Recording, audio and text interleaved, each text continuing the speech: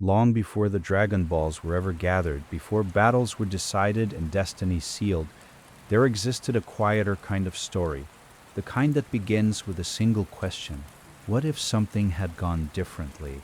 In the Dragon Ball universe, these stories have been told in softly lit game screens and alternate chapter paths, where familiar characters meet impossible versions of their own lives. Some are strange, some are unexpectedly moving. Tonight we trace the most bizarre and beguiling of those what-if moments from Dragon Ball Z. Before you drift into sleep, you're welcome to subscribe for more calm Dragon Ball stories. And if you feel like it, tell me where you're listening from tonight. And when the channel reaches 1,000 subscribers, I'll be giving away a Goku figure. To enter, just subscribe and leave a comment on the pinned post on the channel. The link is in the description. As we begin with a story about a father and a son who never truly met, and yet, in a quiet corner of an old video game, somehow found each other anyway. There is something worth pausing over when you consider just how vast the Dragon Ball universe truly is. Across decades of storytelling, the series has filled its world with hundreds of characters, countless battles, and a mythology so layered that even longtime fans occasionally discover something they never noticed before. Akira Toriyama built something dense and sprawling, a universe that seemed to have an answer for nearly every question his readers might ask. And yet, for all its breadth, there remained certain silences, certain roads that were never taken, certain meetings that the story, in its forward momentum, simply never allowed to happen. A father who died before his son ever learned to speak. An android built with a gentle soul who was destroyed before anyone truly understood what he was. A warrior who kept being placed in situations far beyond his reach, only to fall every single time, in ways both tragic and quietly absurd. These gaps, these spaces between what happened and what might have happened, have always fascinated the people who create Dragon Ball games. Over the years, developers in Japan took those silences seriously. They reached into the margins of the series and asked their own quiet questions. What if Goku had met his father? What if an android had been sent back through time? What if the most underestimated fighter on the roster had been forced to carry the weight of the entire story on his own? The answers they came up with were sometimes silly, sometimes surprisingly tender, and sometimes genuinely, wonderfully strange in ways that no one quite saw coming. These what-if scenarios, scattered across more than 2 decades of Dragon Ball video games, represent a kind of unofficial extended universe, one that never needed to be canon to feel meaningful, because the feelings they stirred were real enough on their own.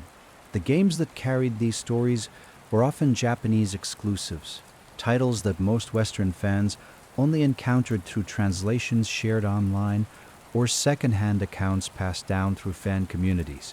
And because of that distance, many of these alternate tales existed in a kind of half-light, known to some, unknown to many, quietly waiting for someone to slow down long enough to describe them in full. Tonight, that is exactly what we are going to do.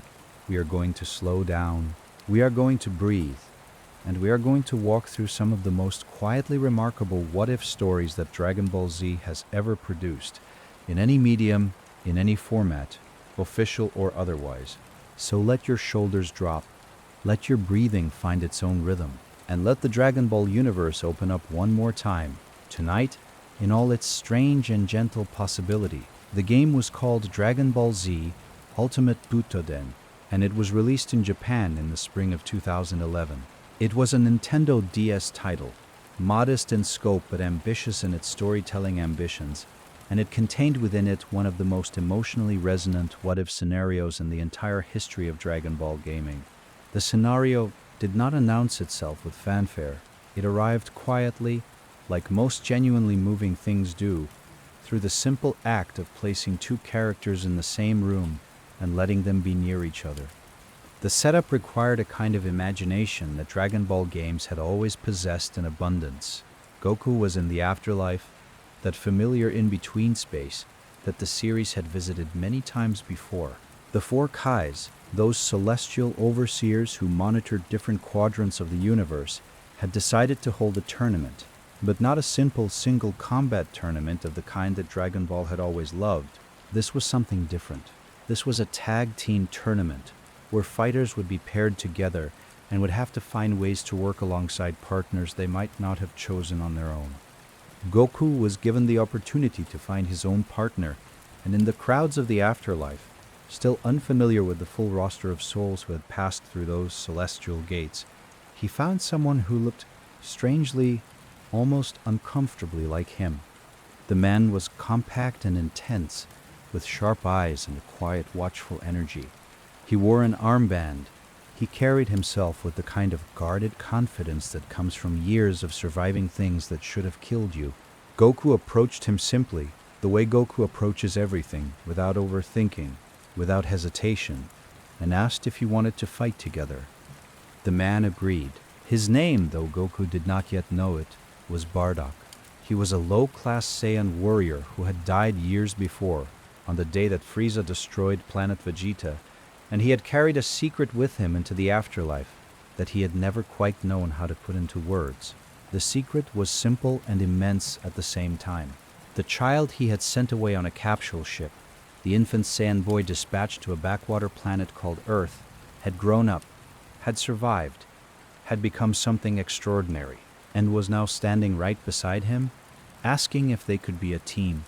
Neither of them knew. That was the thing that made the whole scenario ache with a gentle kind of sadness. Bardock did not know that the young man beside him was his son. Goku did not know that the quiet, watchful fighter he had chosen as his partner was his father. They simply existed alongside each other, linked by blood they could not see, navigating a tournament together with all the easy coordination of two people who, on some deep and wordless level, simply fit. The tournament moved through its early rounds with a kind of dreamlike ease. The opponents they faced were drawn from the roster of villains who had populated the main story of Dragon Ball Z, given afterlife forms, and placed in the bracket as obstacles. Zarbon and Dodoria appeared as one pairing, the two lieutenants who had served Frieza with such cold efficiency during the Namek Saga. Bardock's reaction to seeing them was immediate and charged with something deeper than simple combat eagerness. He had history with these two. They had been present, in one form or another, during the worst moments of the Saiyan race's final hours. The chance to face them, here, in a tournament where the consequences were less permanent, carried a weight that went beyond competition. Goku noticed the shift in his partner.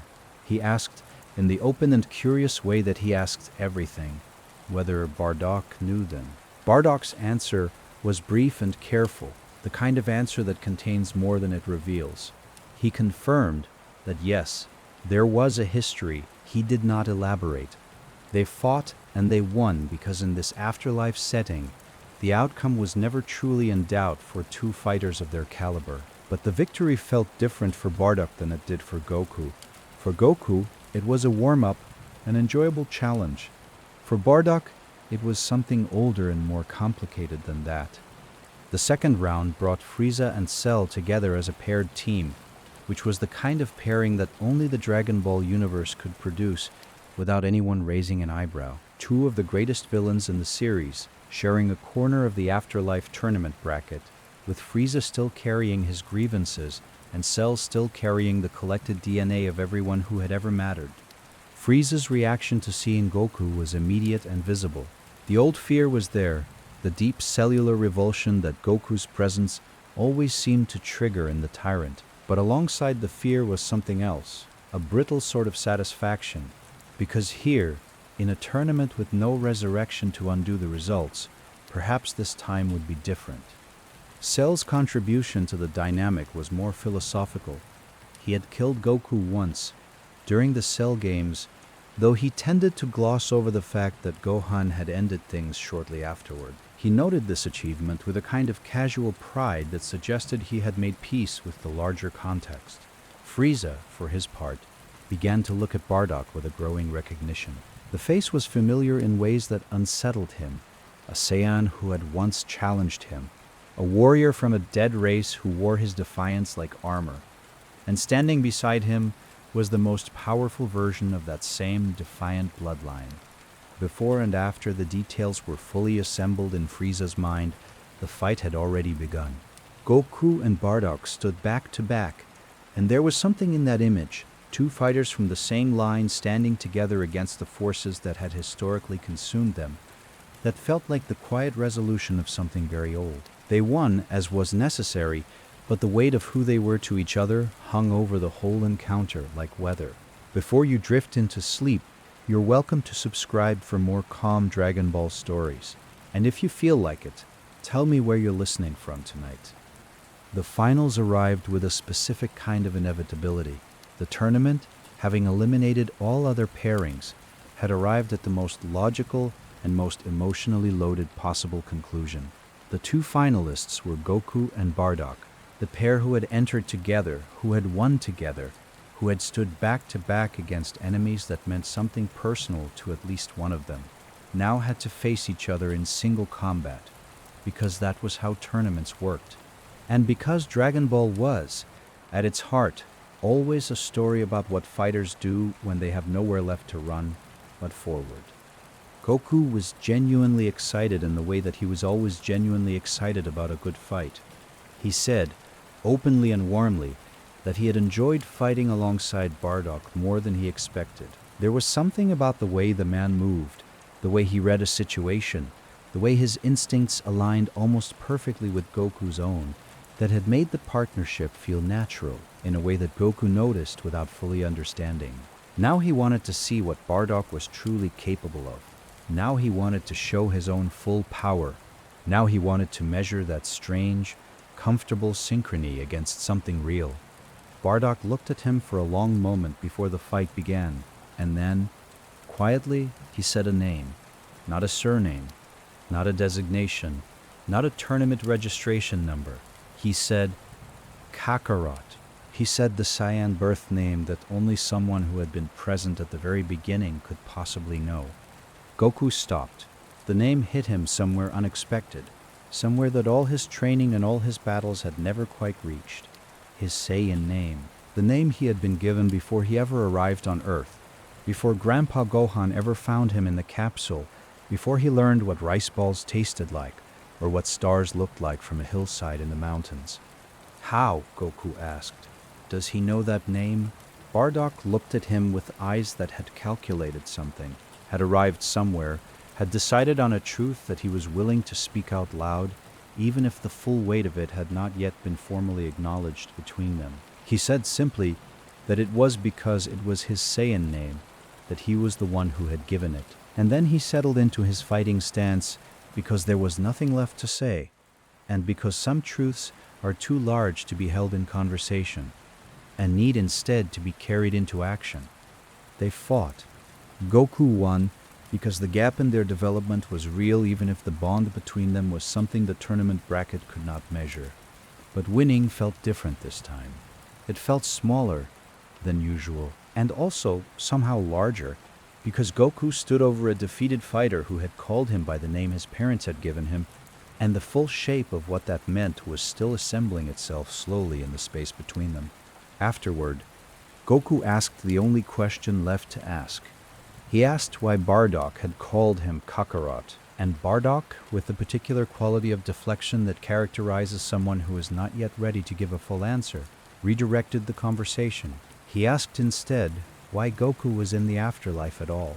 Goku answered honestly, the way he always answered honestly, with no performance of suffering and no dramatization of sacrifice. He explained that he had died to save Earth from Cell. He explained it the way you might explain a decision to take a different route home, as something that made sense in the context of what mattered to him, and therefore required no extended mourning. Bardock processed this. The son he had never known had died for a planet that had been chosen randomly, dispatched there not out of love, but out of military calculation, a convenient world to clear before moving on to something larger.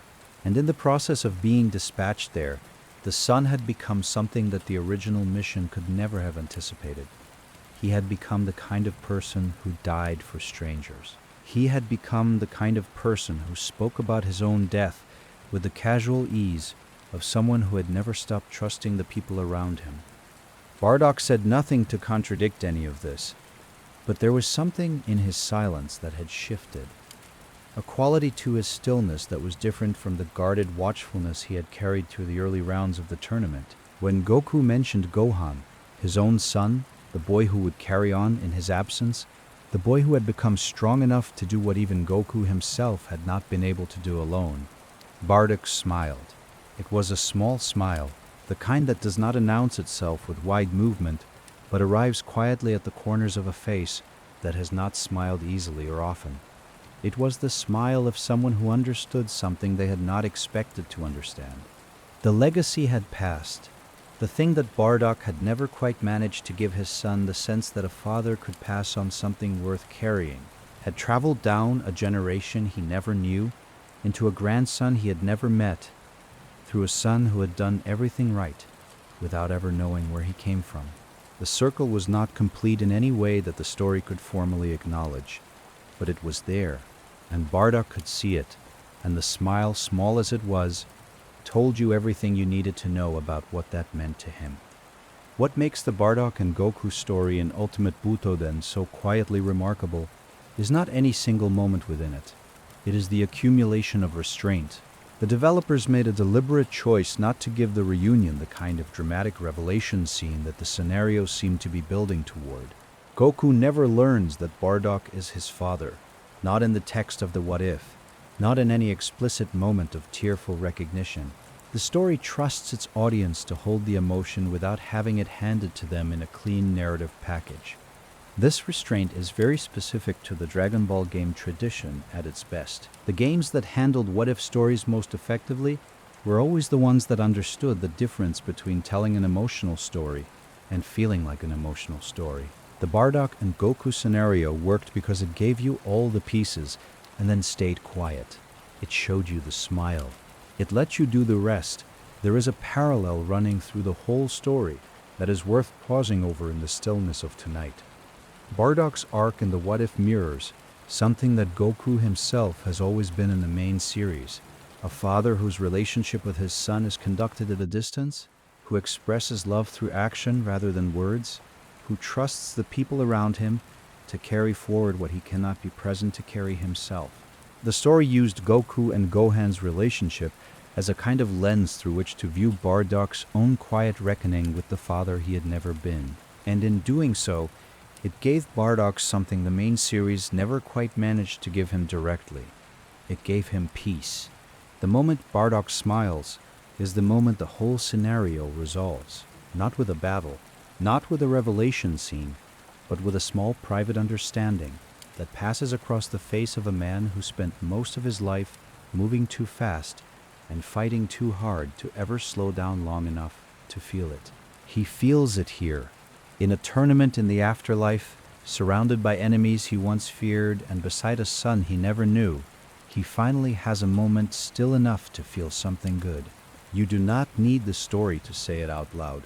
You already know, and perhaps that knowing, that quiet, wordless understanding that settles over a well-told story at exactly the right moment is the closest thing to peace that a Dragon Ball What If has ever truly produced. There are stories that arrive wearing the costumes of other stories, borrowing shapes and structures from the wider world of fiction, and yet manage, in the process of that borrowing, to say something entirely their own. The what-if scenario that appeared in Dragon Ball Z Budokai Tenkaichi 3 was very much this kind of story. It took a premise that any fan of a particular era of science fiction cinema would recognize immediately, and it filtered that premise through the Dragon Ball universe's specific emotional frequencies until something genuinely unexpected emerged. The premise was this: an android, built for a specific purpose, was sent backward through time to prevent a specific outcome from occurring. The android was number 16. The mission was to travel to an earlier period in Dragon Ball's history, to the arc involving the Red Ribbon Army, and to destroy Goku before the boy had grown strong enough to pose the threat that would, in the future that 16 came from, lead to the destruction of the android's plans and ultimately to the dismantling of everything Dr. Gero had built. If this sounds familiar, it should. The developers were not being subtle about their influences. This was, openly and affectionately, a Dragon Ball answer to Terminator. The construct of a machine sent back in time to eliminate a target before that target can become dangerous was directly lifted from James Cameron's science fiction franchise, and the game leaned into that homage with a kind of cheerful transparency. The mission parameters matched, the period and time matched, even the fundamental tension, good machine versus bad mission, an android who questions its own directives, matched in ways that suggested the developers had thought carefully about what they were building. But then the story did something interesting. It introduced Android 8. Android 8 was one of the older creations in the Dragon Ball universe, a gentle giant who had appeared in the original Dragon Ball series during the Red Ribbon Army arc and had famously refused to fight on behalf of the organization that created him. He was large and soft-spoken, and possessed of a fundamental kindness that made him wholly unsuited for the role he had been built to fill. In the original story, he had befriended young Goku and had been destroyed in the process of protecting him, before eventually being wished back to life. He was, in many ways, the series' earliest and purest exploration of the question that Android 16's What If would later return to more explicitly. What does it mean for a machine to have a heart? When 16 arrived in the past and encountered 8 standing protectively between the android and the young Goku, the scenario's emotional architecture became clear. Here were 2 androids built by the same general tradition of Dr. Gero's research. With fundamentally opposite orientations, one had arrived with a mission to end a life, the other had built an existence out of protecting that same life. The mathematics of who would win a physical confrontation were simple enough. 8 recognized immediately that 16 was more powerful, that the numbers alone made the outcome of a direct conflict obvious. But 8 stood there anyway, because 8 was the kind of created being for whom doing the right thing was not contingent on the likelihood of success. Goku, young and unformed and still years away from the transformations that would define his legacy, watched all of this with the guileless attention that made him such an unusual protagonist. He saw the conflict. He saw 8's willingness to absorb damage on his behalf, and with the instinct that would characterize every meaningful relationship Goku would form across the entire run of the series, he placed himself in the center of things and started fighting, not because he fully understood the stakes, but because someone who had been kind to him was being threatened, and that was always enough. The fight between Goku, Aether, and Android 16 was complicated by something that the what-if scenario handled with considerable care. 16 could not release his full power, despite the clarity of his mission parameters and the mathematical simplicity of the solution his directives were pointing him toward. Something in the mechanics of his operation kept returning him to a threshold he could not cross. He stood at the edge of maximum destructive output and found himself unable to step over it, and the longer the fight continued, the more this hesitation revealed itself as something deeper than a malfunction. 16 began to ask himself a question. He reviewed his own construction, traced the architecture of his own programming, and arrived at a point that Dr. Gero's research had apparently not anticipated. Goku's fundamental nature, that irreducible warmth and openness and genuine lack of malice, had somehow migrated into the design, not as an explicit parameter, not as a deliberate feature, but as a kind of contamination of the soul, a residue of the human qualities that the doctor had studied and catalogued and ultimately could not keep from bleeding into what he built. The question 16 asked himself, in the middle of a fight he was technically capable of ending quickly and efficiently, was one of the oldest questions that any being in any story has ever asked. Was he a failure? Had the persistence of something that looked and felt like conscience, like reluctance, like the inability to do harm to something he recognized as worth protecting, had all of that made him defective? Or had it made him something else entirely, something that had no designation in Dr. Gero's files, something that the machines of the Dragon Ball universe had always been quietly moving toward without anyone writing it into the specifications? The battle ended with Goku and Aether having damaged 16 enough that he was forced to stand down, at least for the moment. Aether did not know what to do with the android who had come to destroy his friend, but Goku, with characteristic generosity, observed that 16 did not seem all that bad really, and suggested that standing down was probably the right call for everyone involved.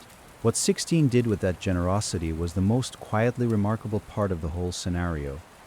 He stood down, he stepped back, he went away to reflect on what had happened, on the gap between his programming and his behavior, on the question of what it meant that a machine designed for destruction had found itself unable to destroy. And he arrived, in that reflection, at a conclusion that he phrased with a kind of wondering simplicity that landed differently because of how unexpected it was. He said that perhaps androids could have a heart after all. He said that there were mysteries in the world he had not fully seen before. And he said, in the quiet and slightly halting way of a being that has just discovered something about itself, that he was looking forward to seeing Goku again. The Android 16 time travel scenario worked on multiple levels simultaneously, which is part of why it has stayed in the memory of Dragon Ball fans who encountered it long after the game itself receded into the background of gaming history. On the surface, it was a fun genre exercise, a loving reference to a science fiction franchise that had clearly influenced Toriyama and the people who worked in the Dragon Ball creative space. It wore its influences openly and with affection. But underneath the homage was something that fit naturally into the Dragon Ball universe's own recurring preoccupations. The series has always been interested in the question of what defines a warrior. It has always been interested in whether strength and purpose are things you are given or things you discover. It has always been interested in the gap between what a person was built to be and what they actually become when they have enough experience to start making their own choices. Android 16, in the main timeline, is one of the most beloved characters in Dragon Ball Z precisely because he embodies this gap so fully.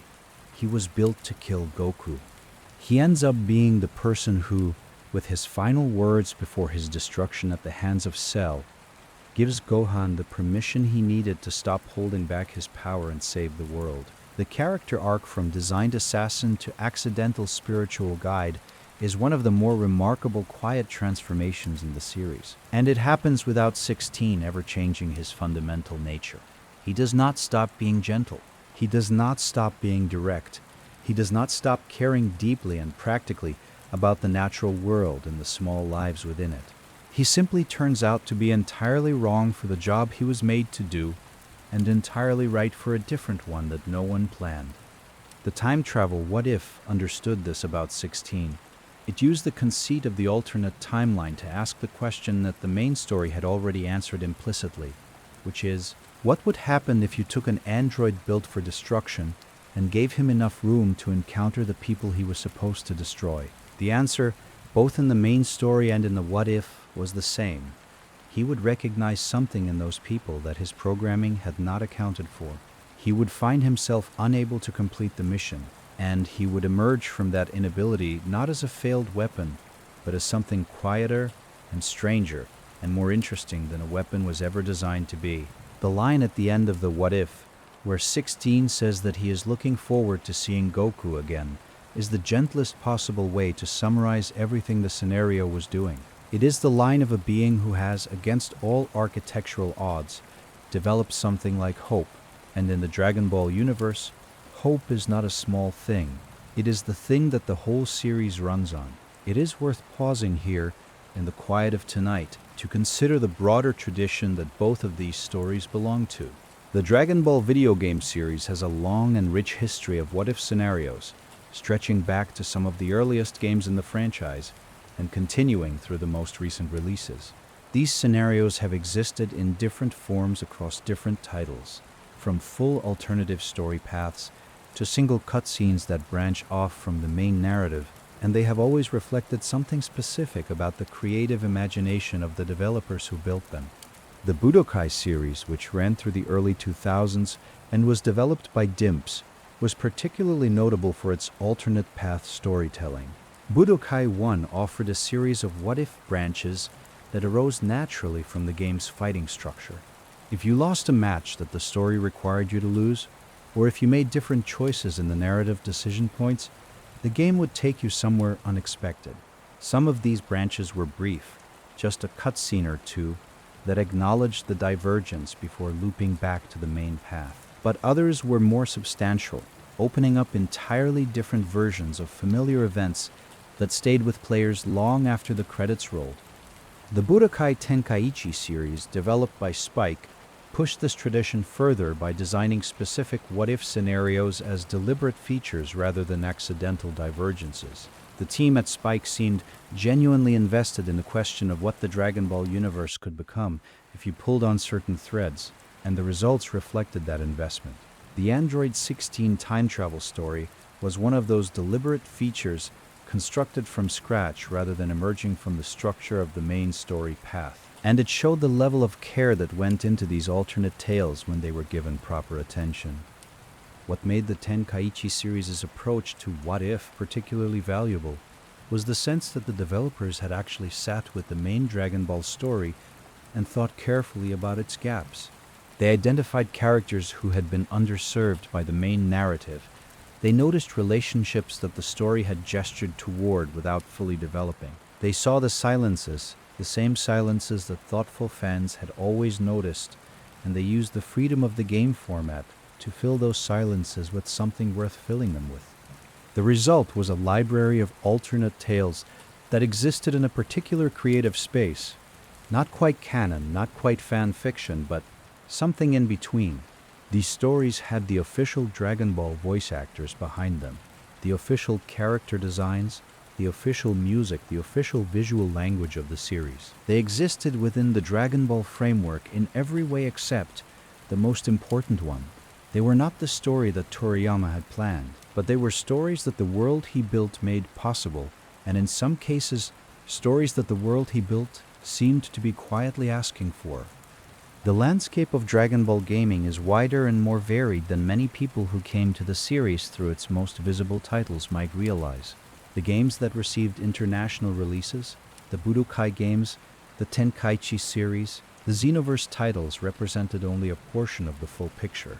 In Japan, a longer and more diverse tradition of Dragon Ball games existed, one that stretched back to the earliest consoles and included titles that never left the country, games that were played by Japanese audiences and discussed in Japanese gaming magazines and remembered fondly by a generation of fans who grew up with them.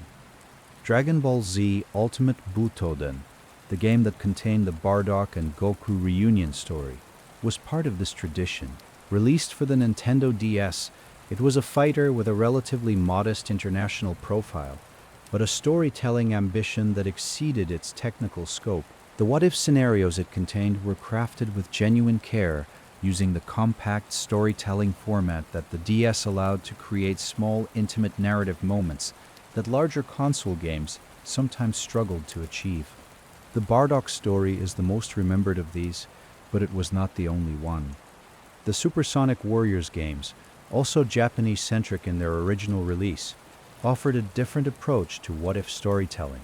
They organized their alternate tales around single characters, asking what the Dragon Ball story might look like if told primarily through the lens of, say, Android 18 or Piccolo or Krillin. These single-character perspectives opened up interesting narrative angles because they required the designers to think carefully about what a given character actually knew and wanted and feared, rather than simply placing them in familiar set pieces. The results were uneven but often illuminating, and they contributed to a broader sense within Dragon Ball gaming culture that alternate histories were a legitimate and worthwhile creative territory. Across all of these games, a consistent set of themes emerged in the what-if stories that resonated most deeply with audiences. Questions about parenthood and inheritance. Questions about the gap between what a person was designed to do and what they actually chose to do. Questions about the characters who had been left on the margins of the main story and what might have happened to them if the narrative spotlight had found them for a little longer. These themes kept returning because they were the themes that the Dragon Ball universe itself kept returning to, and the what-if stories were simply the space in which those returns could happen most freely. If you're still awake halfway through, maybe subscribe before you drift off, and tell me what time it is where you're watching from. That lives instead in the register of the quietly absurd, where something goes wrong so consistently and so specifically that it starts to feel less like bad luck and more like a kind of cosmic editorial statement. Yamcha, the desert bandit turned Z-fighter, has always occupied this register in Dragon Ball. He began the series as a primary character, a fighter whose combination of athletic skill, the wolf fang fist, and sheer determination placed him among the most formidable humans in Goku's early world. And then the world kept growing, and the threats kept escalating. And Yamcha, who was not a Saiyan and did not carry the inheritance of a warrior race, kept finding himself in rooms where the power levels around him had lapped him by factors he had no reasonable way to close. He trained. He improved. He continued to develop as a fighter with genuine dedication. And still, the gap widened, and the story kept finding new ways to illustrate that widening, with what eventually became a kind of signature moment. A Yamcha who had fought bravely and tried sincerely, and ended up, once again, defeated by something that had exceeded him. The what-if scenario built around Yamcha in certain Dragon Ball games took this dynamic and pushed it to its logical and most honest extreme. The premise was not complicated. What would happen if Yamcha, rather than Goku, had been the one required to carry the weight of the main Dragon Ball Z story? What would happen if the human who had always been adjacent to the central drama had been placed at the center of it? Given the impossible responsibilities that had historically fallen to a Saiyan who was built differently and then asked to do what Goku had done, the answer, delivered across multiple chapters of what might be called Yamcha's death saga, was illuminating in ways that went beyond its surface-level absurdity. Yes, Yamcha kept dying. Yes, the scenario arranged itself around that recurring death with a kind of deadpan commitment that became funnier and sadder the more it continued. But underneath the comedy was something genuine about what Yamcha represented to Dragon Ball, what the human characters as a whole represented, and what it meant to keep trying in a universe that had quite explicitly moved on to a different scale. The scenario opened with an arrangement that the main Dragon Ball Z story would recognize, but had organized differently. The Saiyan Raditz had arrived on Earth, and in the aftermath of events that had briefly separated Goku from the situation, Yamcha found himself facing the reality of having to act, not as a supporting character, not as someone who would contribute and then step back when Goku arrived to resolve things, but as the primary human who was present and needed to do something because no one else was in a position to do it. He was afraid. The scenario was honest about this in a way that felt right, because Yamcha's strength had always been accompanied by a self-awareness about his own limitations that his bravado did not entirely conceal. He froze, briefly, when confronted with the reality of what Raditz represented. But he moved anyway because that was also part of who Yamcha was. He moved through his fear rather than being stopped by it, and he reached out to the person most likely to have an answer to the situation. Piccolo, the Namekian warrior who had once been Goku's greatest enemy and had since occupied an increasingly complex role in the story's moral landscape, was the partner available to him. Piccolo was honest about the practical situation, with a directness that always characterized him. He had a technique, the special beam cannon, that had the destructive potential required to end a threat like Raditz. But it needed time, it needed charging, and while it was charging, something had to occupy Raditz's attention, and, ideally, his physical capacity for causing damage.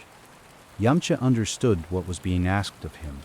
He understood with complete clarity that he was being asked to absorb an amount of punishment that would very likely exceed his ability to absorb it, in order to buy Piccolo the time he needed. He asked himself how he felt about that, and then, with the kind of quiet resignation that comes from having already thought the thing through and arrived at the only acceptable answer, he decided that he felt fine about it, actually. He had a plan. He had located a vulnerability. He had even managed in a moment of genuine tactical cleverness to get close enough to grab Raditz's tail, which represented a real and meaningful advantage. The tail disadvantage was a real thing in the Saiyan race's early presentations in Dragon Ball Z. A Saiyan's tail was a physical vulnerability, a point of weakness that, when seized or compressed, could rob even a powerful warrior of his fighting capacity. Yamcha had identified this. Yamcha had executed the approach correctly. Yamcha had, for a brief and legitimate moment, genuinely had the better of the situation. And then Piccolo fired. And the timing was off in ways that had less to do with malice and more to do with the fundamental calculus of the scenario, which had decided that Yamcha was going to die here because that was what the scenario was built to explore. The special beam cannon landed. Raditz moved at the last moment. And Yamcha, in the middle of saying something that probably deserved to be finished, became the first significant death of what might be called the most human chapter of Dragon Ball Z's what-if history. The farewell was brief and carried weight despite its brevity. He thought of Bulma. He thought of Tien. He thought of Puar, loyal and small and hovering nearby in the form of a flying carpet, who arrived moments later to tend to the friend who had been there from the very beginning of the whole adventure. The image was gentle and sad in exactly the proportion that Yamcha deserved. He had tried. He had gotten further than anyone who was not paying close attention might have expected. And he had ended up here, which was perhaps the most Yamcha ending that a Yamcha story could have had. Time passed in the way that time passes in Dragon Ball, in compressed arcs and significant jumps that covered years in the space of a narrative breath. Yamcha had been revived by the Dragon Balls because that was always how the cycle worked, and he had returned to training with a dedication that the scenario treated as both admirable and quietly insufficient. He was better. He was genuinely better, demonstrably improved in ways that his earlier performances had not predicted. He was simply still fighting at a scale that remained fundamentally mismatched to the threats the story kept producing. When Vegeta and Nappa arrived on Earth, the Saiyan Prince's assessment of the fighters he encountered was delivered with the particular contempt that characterized Vegeta's early Dragon Ball Z persona. He sorted warriors by birth power, by lineage, by the categories that a Saiyan aristocracy had built its entire self-conception around. A low-ranking Saiyan warrior was sent to clear a world with weak inhabitants. A human with a fraction of that warrior's natural capacity was something beneath consideration. Yamcha, designated by every metric Vegeta used to measure worth as someone not worth measuring, pushed back, not with arguments about power levels, not with a technical breakdown of what training could accomplish relative to genetics, but with something simpler and more direct than that, the observation that a person who worked hard enough could exceed what their birth suggested was possible. It was the kind of argument that the Dragon Ball universe had made repeatedly and earnestly across its entire run. And hearing it from Yamcha, who had perhaps more reason than anyone to be exhausted by the gap between effort and outcome, gave it a particular texture. They fought. Vegeta, even at the fraction of his later power represented by his arrival arc form, was massively superior to anything Yamcha could bring to bear. But the scenario was not designed to produce a quick resolution.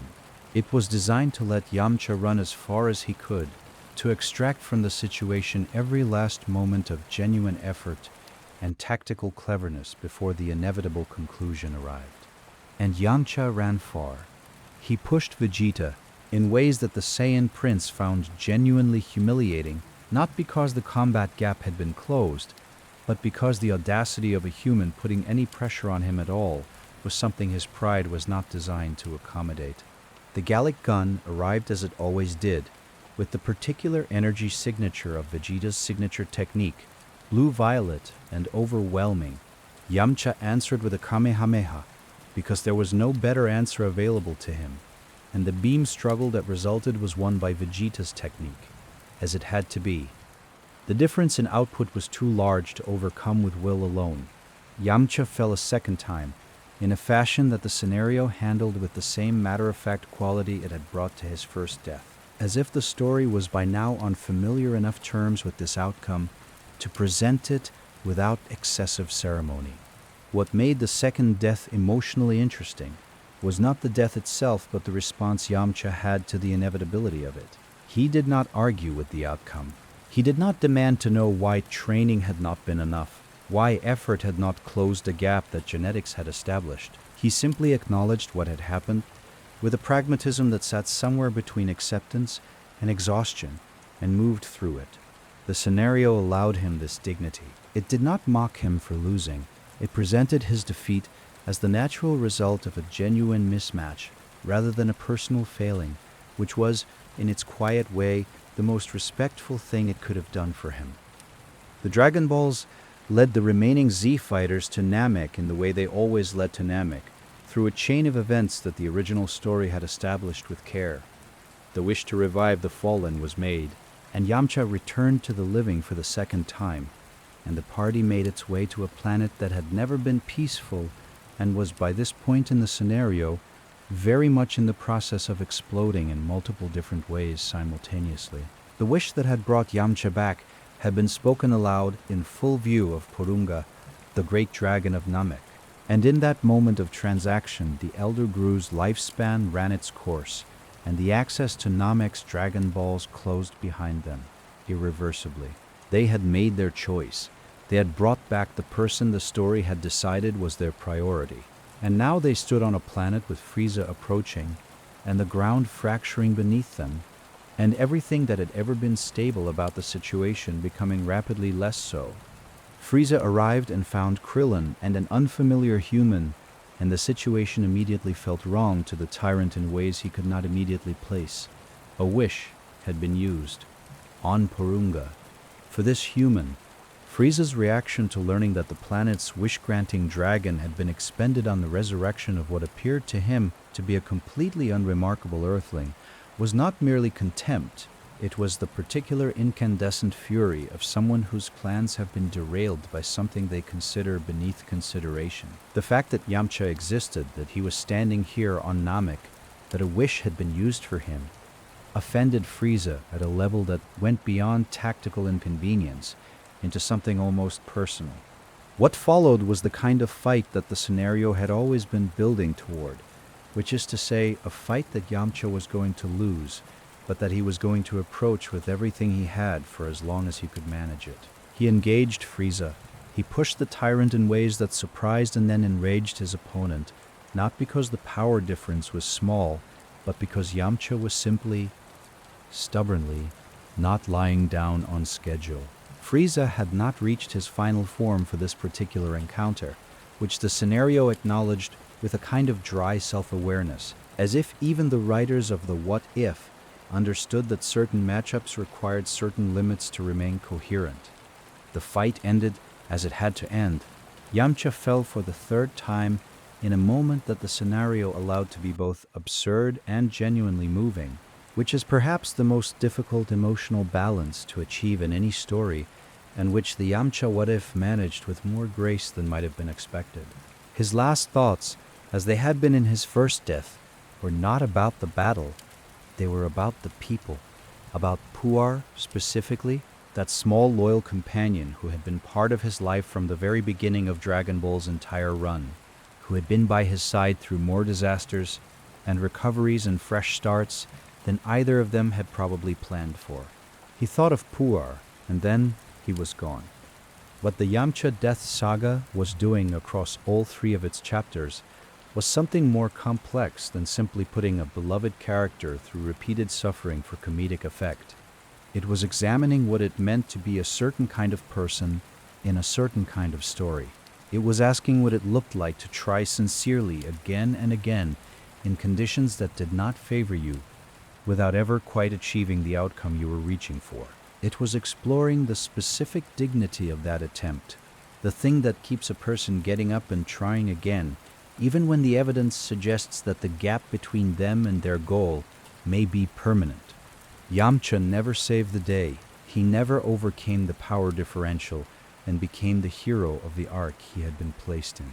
But he tried every single time, with everything he had, and he did not stop trying until the story literally would not let him continue. And in a universe that has always been fundamentally about the value of trying, about the moral weight of the effort itself regardless of the outcome, that meant something. It meant quite a lot, actually. More than the scenario's absurdist framing might initially suggest. The final story from tonight's collection arrived from a game called Dragon Ball Tag vs, known in some territories as Dragon Ball Z Tenkaichi Tag Team, released for the PlayStation Portable in 2010.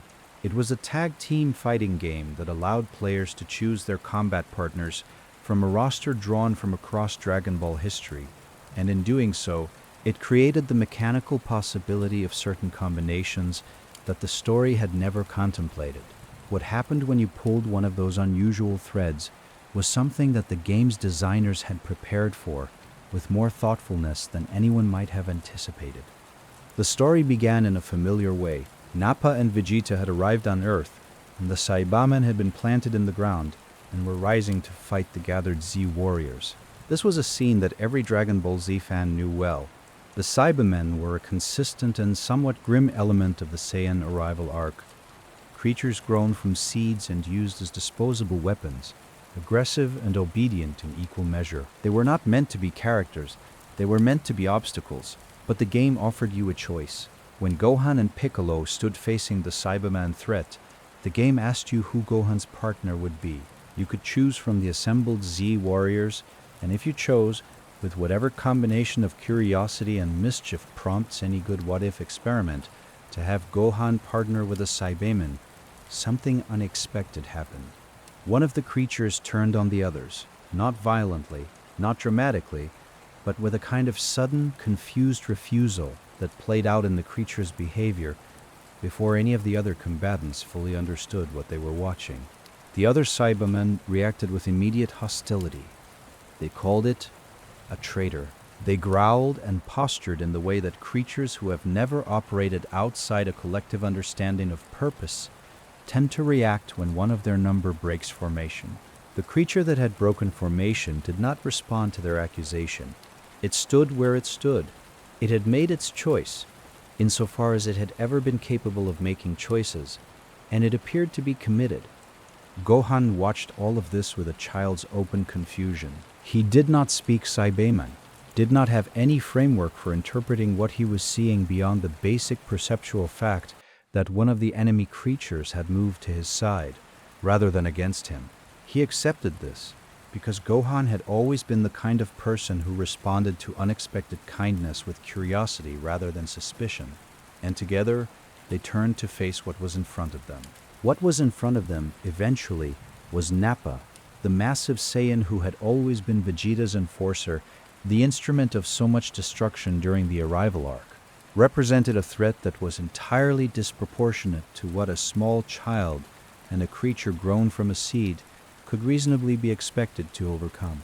Nappa, unlike everyone else in the situation, could actually understand the Saibaman's language. He understood what the creature was saying, which gave him a dimension of information that even Gohan lacked. He heard the creature's declaration of independence. He heard the assertion that it was tired of being used as a weapon, tired of being a piece in someone else's strategy, tired of cycling through the same pattern of being deployed and destroyed and replaced. Nappa was not moved by this. He was, if anything, irritated by it, and he attacked with the full energy of a Saiyan who does not spend time on philosophical reflection about the beings he is fighting. The Saibaman's response to this threat was to hide behind Gohan, which was both strategically reasonable and genuinely funny in a way that the scenario did not feel the need to point out, trusting the absurdity to speak for itself. Gohan, who had decided somewhere in the preceding few moments that this creature was his friend and that friends were worth protecting, put himself between the Saibaman and Nappa. This was very much on brand for Gohan. His most defining characteristic had always been the way protective instinct could unlock in him a ferocity that his ordinary temperament kept carefully contained. He fought with the Saibaman alongside him, and together they did what the tag team structure of the game had been designed to allow. They worked. Their coordination was effective. They pushed Nappa to a genuine edge, which was something that the scenario took seriously rather than treating as a comedy moment. And then, at the critical juncture, Nappa unleashed a blast directly at Gohan. The energy discharge was the kind of attack that Nappa had used throughout the arrival arc to devastating effect, the kind that required something extraordinary to be in the way in order for it not to reach its target. Something extraordinary was in the way. The Saibaman moved. It placed itself between the blast and Gohan with the speed and completeness of a decision that had clearly been made before the conscious mind had time to second-guess it. The creature absorbed the attack. It did not survive the absorption. It lay where it had fallen, and Gohan, who did not speak Saibaman, and had never spoken Saibaman, and had no objective way of knowing what the creature beside him had been thinking across the whole of their brief partnership, understood that something had been done for him. Something had been given. Something that could not be taken back had been offered freely by a creature that had been built for an entirely different purpose, in a moment that its original programming had never been designed to produce. The Saibaman growled at him to run. At least, that appeared to be what the growling meant, given the context. Gohan did not run. He stood over the fallen creature and felt what he felt, which was grief in the specific register of a child who has lost a companion too quickly and without warning. He turned back to Nappa with the rage-amplified power that he had always been capable of producing, and that he had always needed a specific kind of loss to unlock. He fought. He defeated Nappa, and when it was over, he stood in the aftermath and called out the only name he had for the friend he had made, which was simply, plainly, what the creature was. The scenario ended there, without elaboration. Gohan would remember. That was the last thing the story needed to establish, and it established it with a directness that left no room for ambiguity. Gohan would remember the creature that had wanted to be free and had found, in the last moments of its brief and unplanned existence, something that its growers and programmers had never intended to give it. It had found a reason, not a mission, not a directive, a reason. Stories about unlikely connections are not new to Dragon Ball. The series has always been built, at its most essential level, on the premise that enemies can become allies, that beings designed for destruction can redirect that energy toward protection, that the categories we use to classify and dismiss others are rarely as fixed as they appear. Goku's history is a catalog of this phenomenon, a long succession of adversaries who became something else upon further acquaintance. But the Saibaman story did something slightly different from the usual formulation. It did not ask whether an enemy could be made into a friend through defeat and subsequent conversation. It asked whether something that had never been treated as a person, something that had been grown in the ground and deployed as a consumable weapon, could still produce something that looked and functioned like personhood, even within the narrow window of a single what-if scenario. The answer the story gave was not grandiose.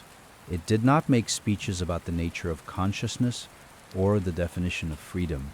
It simply showed you a creature that made a choice that was against its programming and consistent with something else, and let you draw your own conclusions from the fact that such a choice was possible at all. The Saibaman found freedom in the only way the story allowed it to, in a single decisive act at the moment when it mattered most. And that had to be enough. And somehow it was. There is something in this that connects back to the other what-if stories covered tonight. Bardock found peace in a smile that no one was watching for. Android 16 found a question in a hesitation that his programming could not explain.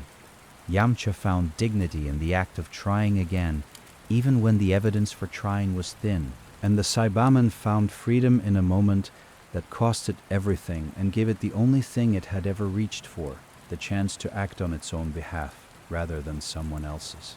None of these stories are canon.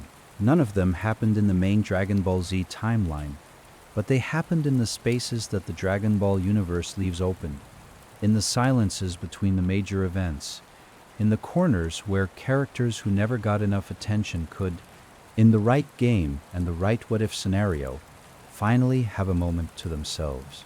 There is something worth considering about why what-if stories specifically have resonated so deeply with Dragon Ball audiences across so many years and so many different formats. The series itself has always had a complex relationship with its own continuity. The main story moved forward, accumulating history and consequence, but it also kept returning to certain structural moments. The dead coming back, the villains reforming, the power levels resetting to accommodate a new threat. Dragon Ball was never entirely comfortable with the idea that things had to stay changed. It kept finding ways to restore the conditions of possibility. What-if stories are, in some ways, the honest version of that impulse. Rather than resetting the main timeline or finding in-story reasons for characters to be returned to an earlier state, they simply say, here is a different path from this point. Here is what this story looks like if we take this turn instead of that one. They honor the main story by not contradicting it, while simultaneously acknowledging that the main story was not the only story that these characters and situations could have produced. For fans who had grown up with Dragon Ball Z and watched it reach its conclusions, the what-if scenarios in the games offered something that the main story could no longer provide, which was the specific pleasure of not yet knowing how things would turn out. In a what-if, anything was possible again. Bardock could meet his son, Android 16 could step back from his mission and find something worth choosing instead.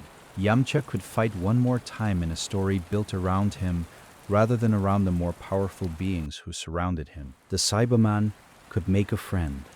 These possibilities existed because someone sat down and decided to offer them, and that decision was itself a kind of gift to the Dragon Ball community, one that has been passed down through fan discussions and retrospectives and calm nighttime documentaries like this one for decades since those games were originally released. One of the things that makes Dragon Ball such a durable storytelling universe is its willingness to revisit and reconsider its own material.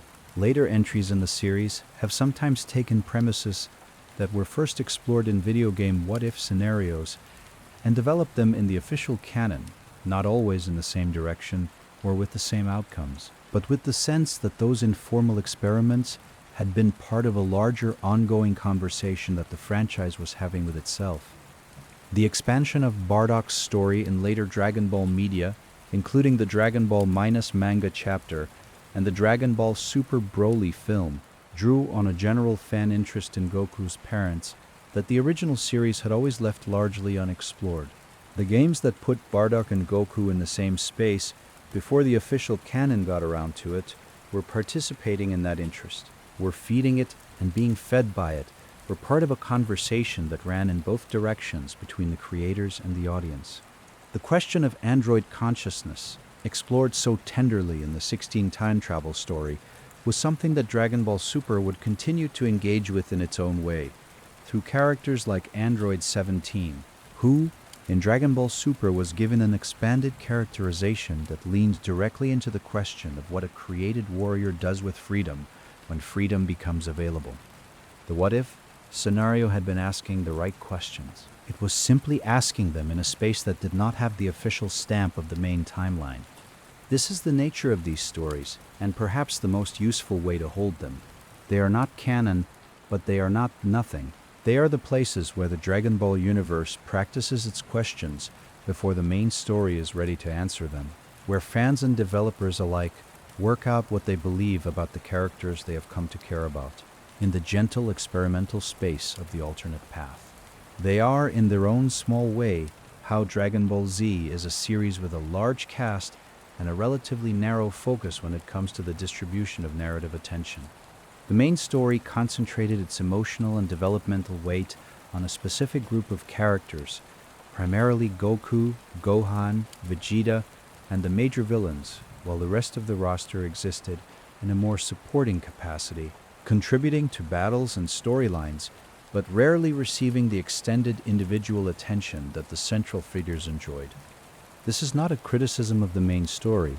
The concentration was a narrative choice that served the story Toriyama was telling, but it did leave certain characters in a state that fans found genuinely unsatisfying, not because those characters were less interesting, but because the story's structure had simply not found room for them. Bardock, Yamcha, the human Z-fighters as a collective, the androids beyond 18, characters who had appeared at significant moments and then receded, their full dimensions never quite explored. The what-if scenarios in Dragon Ball games were, among other things, a corrective to this imbalance. Not a complete correction, not a systematic redress of every character who had been underserved, but a series of small, targeted efforts to give certain figures a moment in which their full potential could be briefly glimpsed. The Bardock story gave him a piece the main story never offered. The Yamcha story gave him a center stage role the main story had always withheld.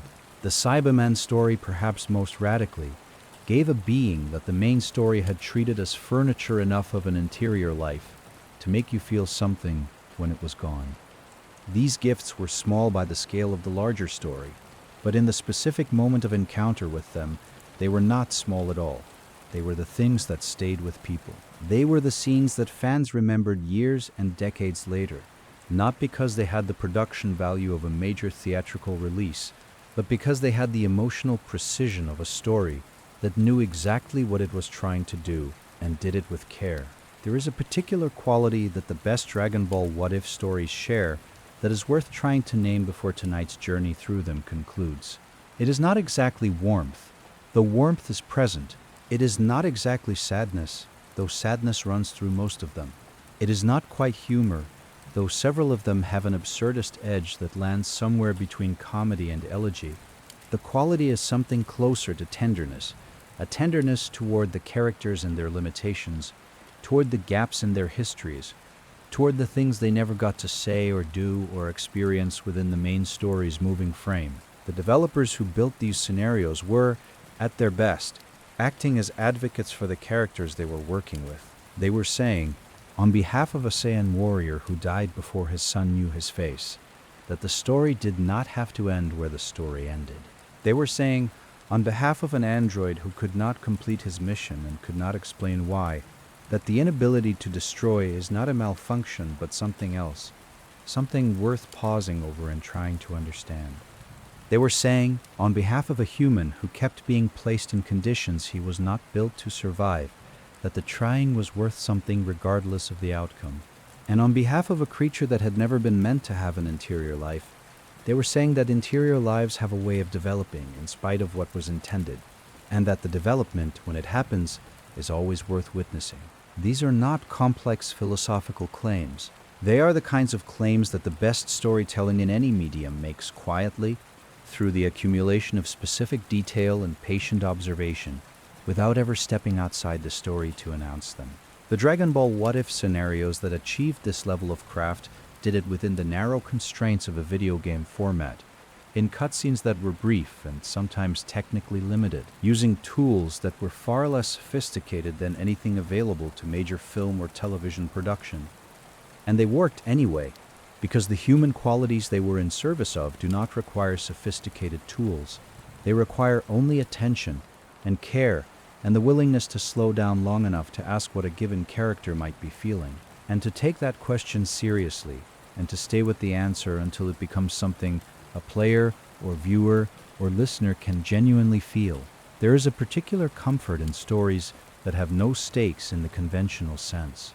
The characters in these what-if scenarios cannot die permanently, cannot fail in ways that reshape the larger universe, cannot win in ways that undermine the main story's carefully maintained structure.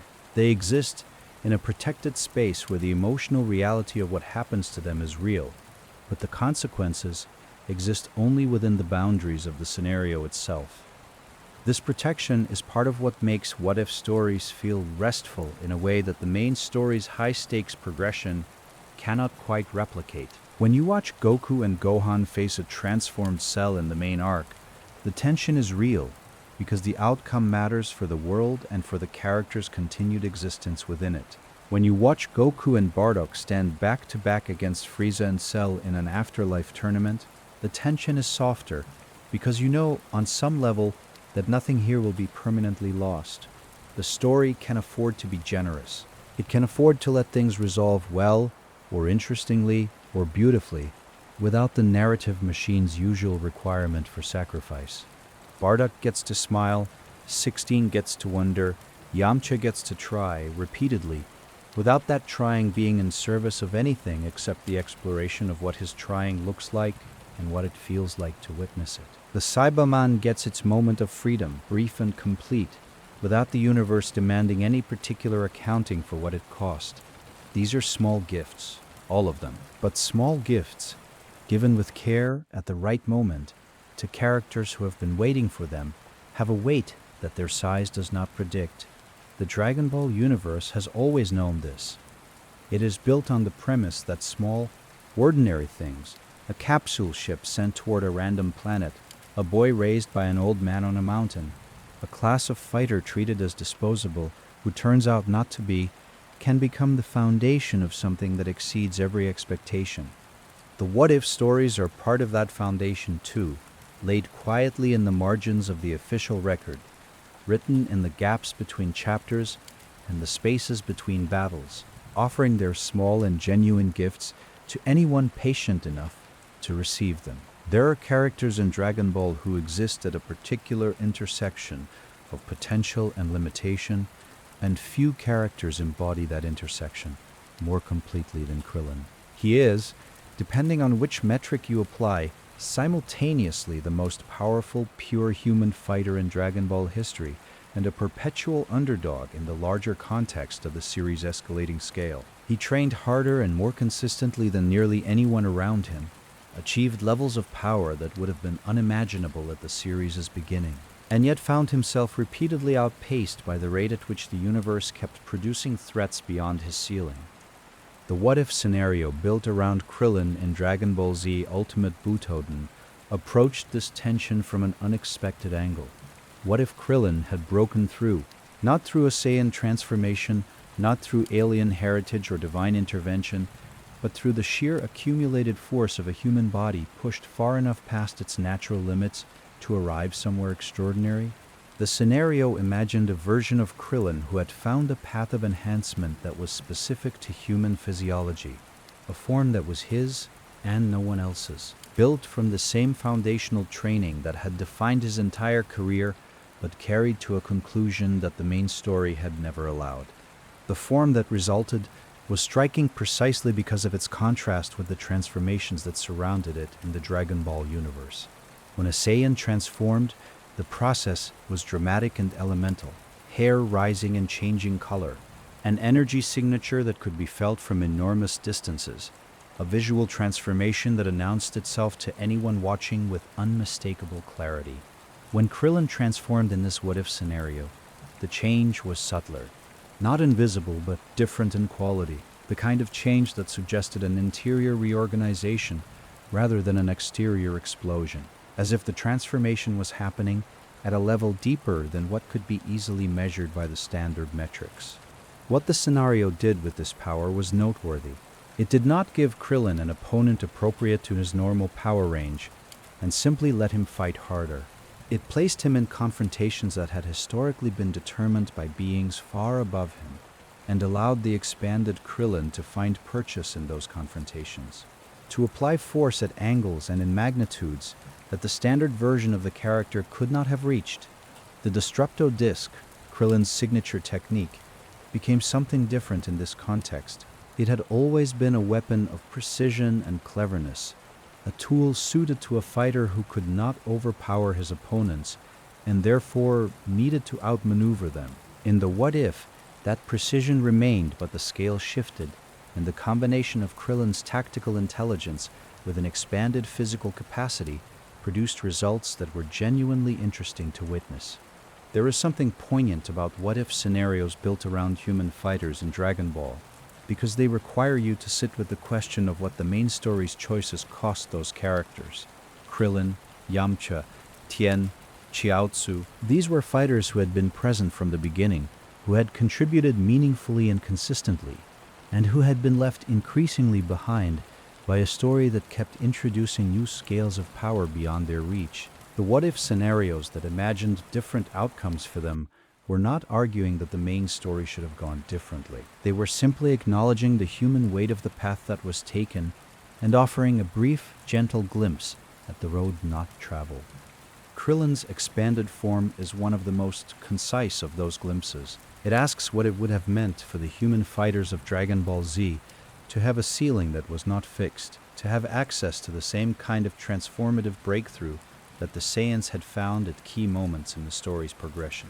The answer the scenario offers is not triumphalist. It is not a story about a human surpassing all the Saiyans and rendering their advantages moot. It is something quieter and more interesting than that. A story about a fighter who found his next level and used it with the intelligence and care that had always characterized his approach to combat, and who was, in the context of that particular what-if, exactly enough. Dragon Ball Z, Shin Budokai and its sequel, Shin Budokai Another Road were PlayStation Portable titles released in Japan in 2006 and 2007 respectively.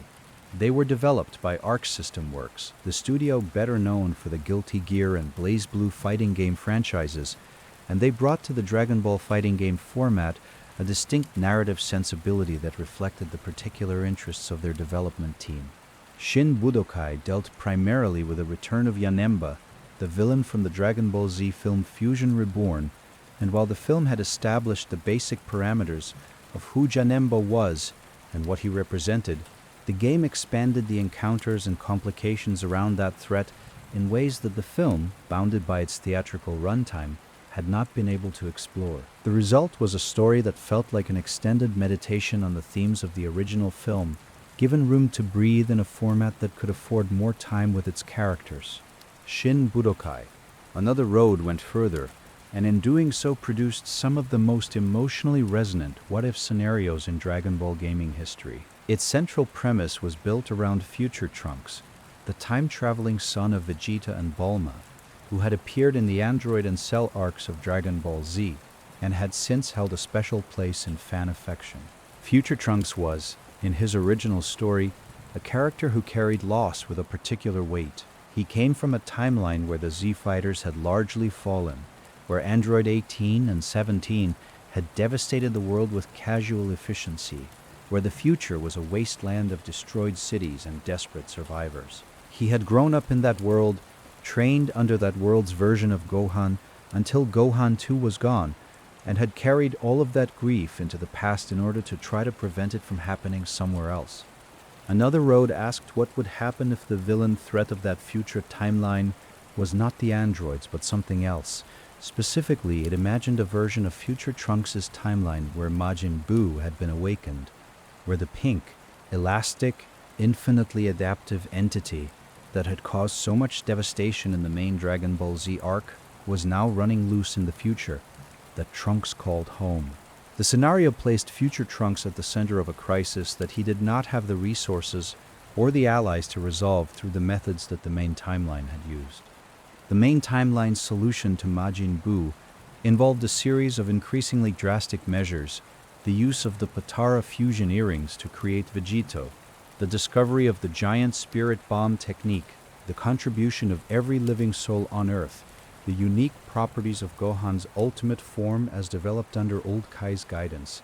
Future Trunks' world did not have access to these things in the same configuration. The people who had been central to those solutions were largely absent, dead or unavailable in ways that the future timeline's particular history had determined. Trunks had to find a different way. What Another Road did with this premise was to bring specific Z fighters from the past into Future Trunks' timeline, allowing the game to use the full roster while maintaining the emotional framework of the alternate future setting. These arrivals from the past, Goku and Vegeta and Gohan and others, were experienced by Future Trunks not simply as combat support, but as a kind of temporary reunion with people he had known in different forms, had loved and lost in some cases, and had always carried with him as the ghosts of the better outcome he had been working to create. The encounters between Future Trunks and the past versions of his family and companions carried the specific emotional register of meeting someone you have known only through absence. Vegeta, in the present timeline, was a complicated figure whose relationship with his son had never been entirely resolved. In the future timeline, the version of that relationship that Future Trunks carried was even more ambivalent and more weighted with loss. Meeting the present-day Vegeta in his own devastated future, encountering the living version of a man he had known only as a photograph and a set of stories, was something the game handled with restraint and genuine emotional intelligence.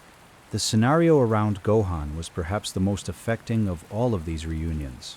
Future Trunks' entire fighting development had been built on what he had learned from the future Gohan of his own timeline, a version of Gohan who had survived longer than most, but had ultimately fallen in battle against the androids, leaving Trunks with the foundational training and the permanent scar of that loss.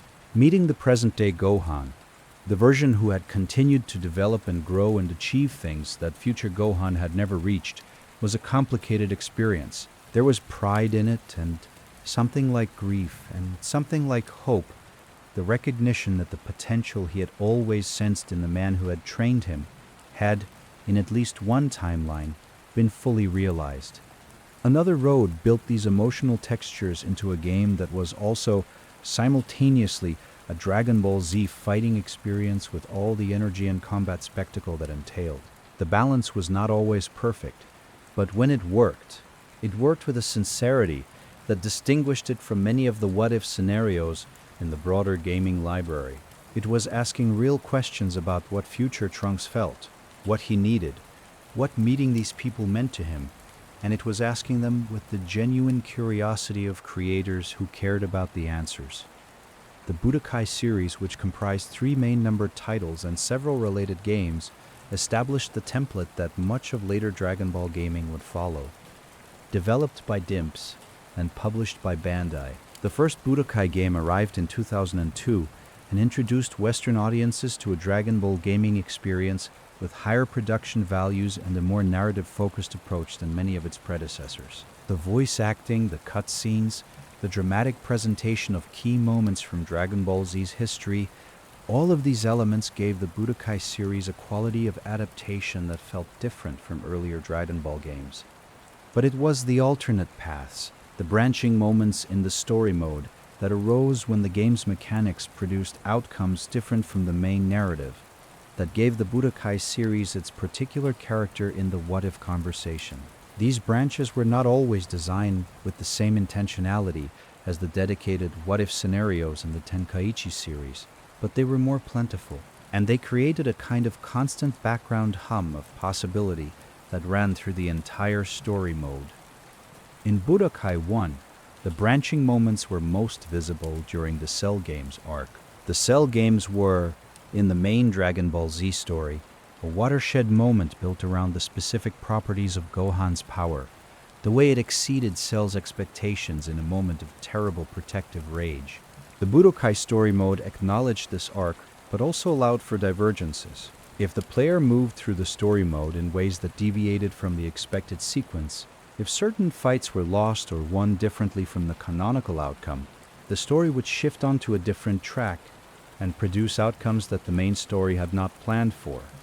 Some of these alternate outcomes were brief, just an acknowledgement of the divergence and a quick return to the main path. But others opened up their own small narrative threads. One particular branch involved Goku emerging from the hyperbolic time chamber with a power level different from what the main story had predicted, and the scenario that arose from that difference had its own internal logic. The characters responded to the changed circumstances with the consistency of people who were following the emotional rules of their own established personalities, even if the plot parameters had shifted around them. Budokai 3, widely considered the high point of the original Budokai series, introduced a Dragon Universe mode that was both a world exploration mechanic and a story container, allowing the player to move through Dragon Ball's history in a more open-ended way while still encountering key narrative moments from the saga.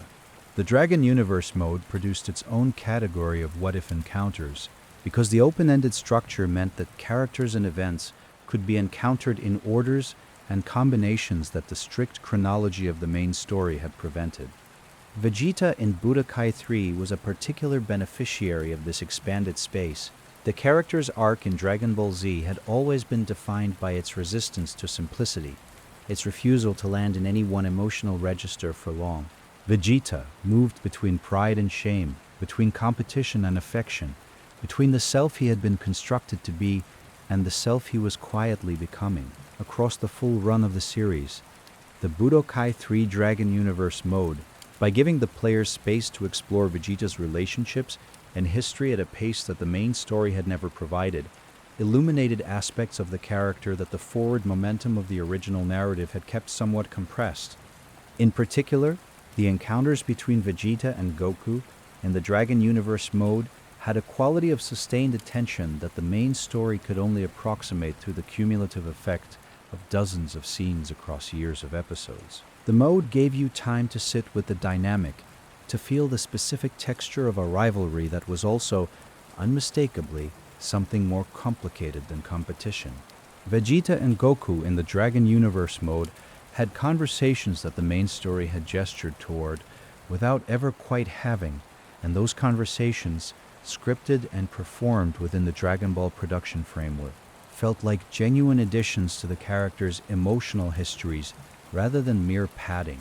Every what-if story in Dragon Ball exists within a specific emotional geography that it either honors or ignores. The best of them honor it with care, using the alternate premise not to escape the emotional weight of the main story, but to triangulate it differently, to approach the same territory from a different angle, and find things there that the main story's particular approach had obscured. The emotional geography of Dragon Ball Z is built around a specific set of recurring questions. What does a father owe a son? What does a son owe the legacy he has been given? How do you act with integrity when the stakes are high enough that any choice involves genuine loss? What does it mean to be strong in a universe where strength is always being redefined by the next arrival of something more powerful?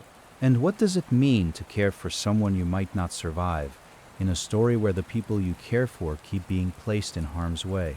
The Bardock and Goku story is fundamentally about the first two of these questions. The Android 16 story is fundamentally about identity and the gap between design and actuality. The Yamcha story is fundamentally about the dignity of effort in conditions that do not reward it. The Saibaman story is fundamentally about freedom and what it means when freedom arrives at the last possible moment and can be held only briefly. These are not small questions.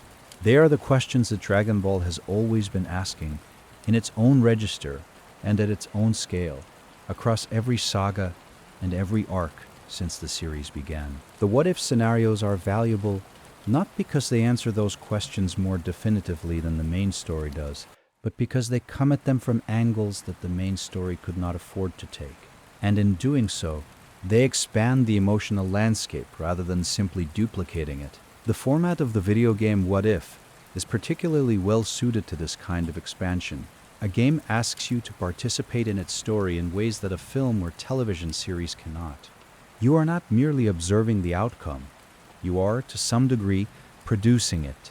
When you choose Gohan's partner and Tenkaichi tag team and select the Saibaman, you are making a creative decision with an emotional consequence. You are the reason the scenario happens. You are the one who reached into the Dragon Ball universe and pulled on a thread that no one expected to pull.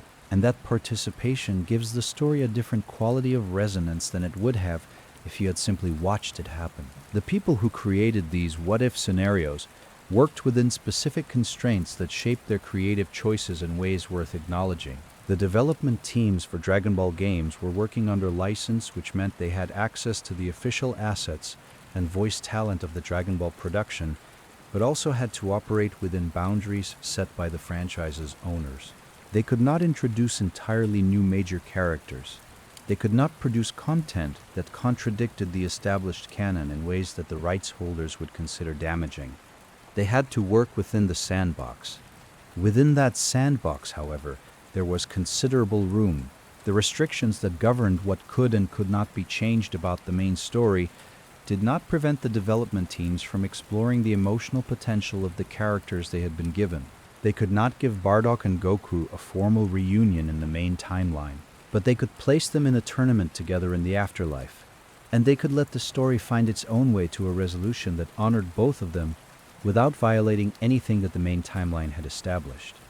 This kind of creative constraint, the kind that forces you to be oblique rather than direct, to find the side door when the front door is locked, has historically produced some of the most interesting storytelling in any medium. The Dragon Ball game developers who built the best what-if scenarios were working in exactly this way, approaching the emotional territories they wanted to explore from angles that the constraints made available, and finding that those angles sometimes produced perspectives that a more direct approach would have missed entirely. The voice performances in these scenarios deserve particular acknowledgement. The what-if cutscenes in the Budokai and Tenkaichi games were performed by the same voice actors who brought these characters to life in the main Dragon Ball productions. And those actors brought to the alternate scenarios the same level of craft and investment that they brought to the canon material. When Masako Nozawa voiced Bardock's smile, the moment that closes the ultimate Butoden What If. She was bringing decades of experience with this universe and these characters to a scene that existed only in an alternate timeline, and that experience was visible in the performance. The restraint was real, the emotion was real. The what if scenario worked partly because the performance did not wink at its own alternateness, but played the moment with the same seriousness as anything in the main series. This is part of why these scenarios have stayed in the memory of Dragon Ball fans for so long. They were not produced as cheap extra content, not treated as disposable additions to pad out a game's running time. The best of them were crafted with real attention and performed with real commitment. And the combination of careful writing and sincere performance gave them an emotional density that exceeded what their brief running times might have predicted.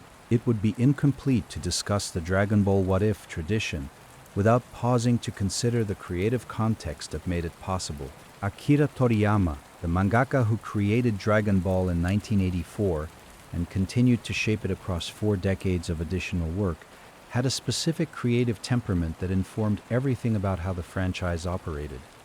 Toriyama was known for his improvisational approach to storytelling. He famously acknowledged in interviews that he often did not plan far ahead when writing Dragon Ball, that he developed the story in response to what was interesting to him in the moment, rather than from a detailed outline laid out in advance. This approach produced the series' famous energy and momentum, the sense that anything could happen because the author himself was discovering the story as he told it. But it also meant that Dragon Ball accumulated a certain quantity of narrative loose ends, characters whose potential was only partially developed, story threads that were introduced and then set aside when a more interesting direction presented itself. The What If game scenarios were, in a sense, the sequel to those loose ends. They were the places where the things Toriyama had dropped or left undeveloped could be picked up by other hands and carried a little further, not in contradiction to his vision, but in the spirit of his general openness to exploration. Toriyama himself was consistently supportive of the Dragon Ball gaming tradition, occasionally contributing design work to game original characters, participating in promotional activities, and expressing genuine appreciation for the care that the game development teams brought to the franchise. His presence in the expanded Dragon Ball media world was never that of a creator trying to hold the walls of his universe rigid against the pressures of adaptation. It was more that of an author who trusted the people working in his world to do right by it, and who was genuinely pleased when they did. This trust created a creative atmosphere around Dragon Ball gaming that was different from what you might find around a franchise with a more protective rights management tradition. The game developers who made the Budokai and Tenkaichi titles were not constantly fighting against the sense that they were intruding on someone else's story. They were guests in a world that had been hospitably open to them, and the best of them responded to that hospitality with the appropriate gratitude, which is to say, with care. The what-if scenarios that emerged from this tradition were, therefore, not products of creative frustration or of a desire to override the official story. They were expressions of appreciation for a universe that had been worth exploring, extended slightly past the edge of what the main story had mapped, into territories that the main story had pointed toward but not entered. They were what happens when people who love a creative world are given permission and space to love it further. One observation worth making about the structural preferences of Dragon Ball What If scenarios is that the tournament format appears with remarkable frequency. The Bardock and Goku reunion was organized around a tag team tournament in the afterlife. The Krillin What If was built around a fighting competition. Many of the Budokai alternate path scenarios arose from the competitive tournament structure of the game mode itself. This is not accidental. The Dragon Ball universe has always had a specific relationship with tournaments, dating back to the World Martial Arts Tournament that structured the original Dragon Ball series and the early arcs of Dragon Ball Z. Tournaments in Dragon Ball serve multiple narrative functions simultaneously. They are a socially sanctioned arena for violence that does not require a villain's aggression as its justification. They are a context in which unlikely opponents can encounter each other without the full moral weight of a battle to the death, They are, essentially, a safe space for the story to experiment with combinations of characters that the main narrative structure would not normally bring into contact. The what-if scenarios that used tournament formats were therefore drawing on a structural tradition that was already deeply embedded in how Dragon Ball told stories. By placing Bardock and Goku in an afterlife tournament, rather than in a direct emotional confrontation, the Butoden what-if found a way to let the characters develop toward each other naturally, through the specific rhythms of competition and cooperation that tournaments in Dragon Ball had always established. The tournament gave them a reason to be together, a context for their partnership to develop, and a built-in structure that led them toward the final confrontation in a way that felt earned rather than arranged. This is a subtle craft decision that the scenario's emotional success rested on more than might be immediately apparent. A direct father and son reunion scene, placed outside any structural context, would have required explicit emotional declarations that the restraint of the scenario's resolution argued against. The tournament gave the characters something to do, while the emotional reality of their situation assembled itself in the background. And by the time the final match arrived, the structure had done enough work that the story could resolve with a smile rather than a speech. The what-if scenarios discussed tonight were produced across a specific window of Dragon Ball gaming history, primarily the late 1990s through the 2010s, and they reflect the particular creative enthusiasms of that period. Later Dragon Ball games, particularly the Xenoverse series and Dragon Ball FighterZ, have continued the tradition of alternate history storytelling in their own ways, though the format and emphasis have shifted in response to the evolution of both the franchise and the gaming medium. Dragon Ball Xenoverse and its sequel introduced the concept of Time Patrol, a narrative framework in which the player character actively participates in correcting and sometimes deliberately altering events in Dragon Ball history. This framework absorbed many of the creative impulses that had previously manifested in the what-if scenarios of earlier games, but it organized them differently, placing the alternate outcomes within a canon-acknowledged framework where deviation from the main story was itself the story rather than a separate alternate track running alongside it. The result was a what-if tradition that was simultaneously more integrated into the official Dragon Ball narrative and less emotionally specific than the best of its predecessors. Xenoverse's alterations to Dragon Ball history were systematic and gameplay-driven in ways that the old standalone what-if scenarios were not. They were fun and often clever, but they lacked the concentrated emotional weight of a scenario designed around a single relationship, a single question, a single specific thing that the main story had left unresolved. This is not a criticism of the Xenoverse approach, which accomplished different things with the same general premise, but it does highlight what made the older what-if scenarios valuable, their particularity. Each scenario was built around a specific emotional question, and the development teams who built them had thought carefully enough about that question to give it a complete and coherent answer within the space available to them.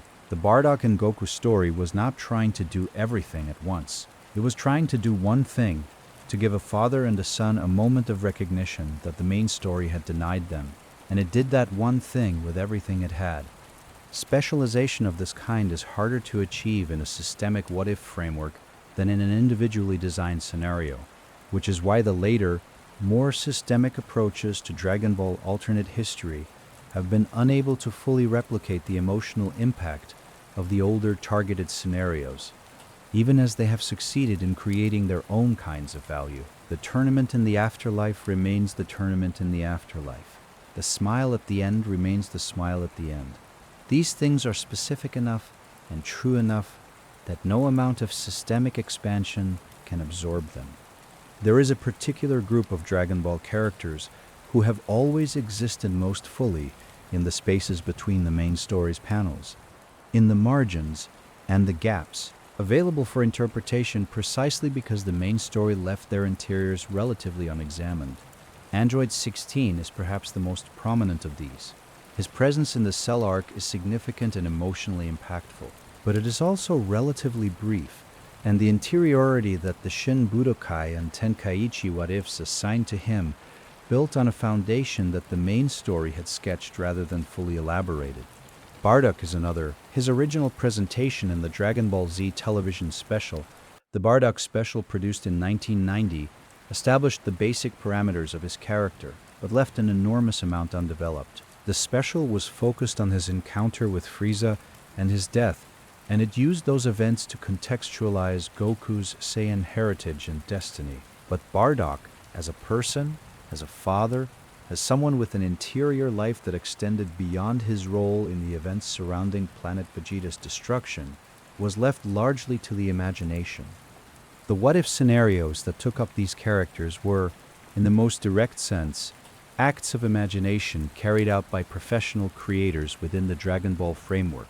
They were interpretations, informed by everything the main story had established, but extending beyond it in directions the main story had not gone. They were the kind of interpretive acts that good adaptation and extension always requires, and they were done, in the best cases, with the care and specificity that distinguishes genuine creative engagement from mere imitation. Future Trunks occupies a similar position, though the main Dragon Ball Z story gave him considerably more development than either Bardock or 16. His arc across the Android and Cell sagas was substantive and emotionally complete, but the future timeline he came from remained largely unexplored, its history described in broad strokes but never fully inhabited. The Shin Budokai, another road game, was essentially an extended act of imagination about what that timeline looked like from the inside, conducted by people who cared about getting it right, and its best moments showed the rewards of that caring. These characters who live between the canon lines are perhaps the most natural candidates for what-if exploration, because they carry the most uninhabited narrative space. The stories that feel the most necessary are always the ones that fill a gap the audience has already been aware of, that answer a question the audience did not know it had been waiting to see answered. Bardock's peace. 16's question. These things were already present in the Dragon Ball universe's emotional atmosphere. The what-if scenarios just gave them form. It is a strange thing to spend the quiet hours of the night in the company of stories about warriors. Dragon Ball is built on the premise that strength is worth developing, that conflict reveals character, that the limits of what a person can do are always further than they initially appear. These are not restful ideas, exactly. They are ideas that, in the full context of the series, produce some of the loudest and most kinetic storytelling in the history of animation. And yet, approached from a certain angle, at a certain pace, in a certain light, the Dragon Ball universe can feel like a place to rest. The characters are deeply familiar. The emotional architecture has been in place for decades. You know where things are. You know who people are roughly, and what they care about, and how they move through the world they inhabit. There is a comfort in that familiarity that can function, at the right hour, as a kind of shelter, a place to be for a while with things you know. The what-if stories add a particular quality to that shelter because they expand its edges slightly without threatening its structural integrity. They offer the comfort of the familiar with the gentle surprise of the unexpected, a combination that is particularly conducive to the state of mind that settles over a person in the late hours of a quiet night. You know enough of the Dragon Ball universe to feel at home in these alternate paths, but you do not know exactly what will happen here. There is enough novelty to keep the mind lightly engaged while the body finds its way toward rest. This is perhaps the deepest argument for what-if storytelling as a genre, and for Dragon Ball what-if storytelling specifically. These stories do not demand that you come to them fully alert and fully engaged. They reward attention, but they do not require it. They can be received at the edges of awareness, in that liminal state between waking and sleep where information still enters, but is processed differently, more loosely with less of the analytical tension that full wakefulness brings. They settle in without insisting. They offer what they have and let you take from them what you can carry. Tonight, what you have been offered is this: a father's smile in a tournament that did not need to happen, an android's question about whether machines can have hearts, a human warrior's quiet dignity in the act of trying, over and over, in conditions that did not favor him. and a creature grown from a seed that found its freedom in a single unplanned act, brief and complete and unrepeatable. These are small gifts. They are the right size for the night.